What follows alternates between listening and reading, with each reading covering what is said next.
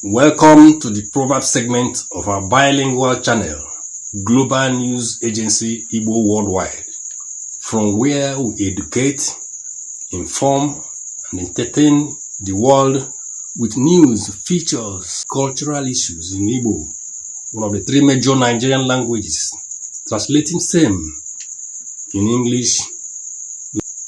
One Igbo proverb that stresses the need for harmonious relationship between people of different races, ethnic nationalities, and tribes all over the world is this one that says, Ebru nkita na-enwe, bụ nkita dara enwe, enwe adara nkita, which translates to, the melody of the dog and the monkey is, I fall for you, and you fall for me. Dogs and monkeys fall on the ground for each other whenever they are in a happy mood.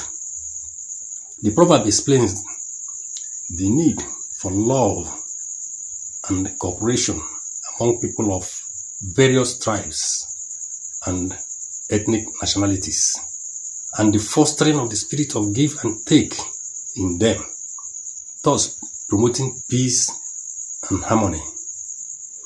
Egwu nkịta na-enwe bụ nkịta dara enwe, enwe adara nkịta.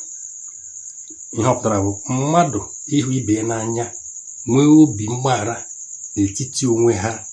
Onye mejọ ibe ya agbaghara ya, ibe ya mejọkwana ya agbaghara.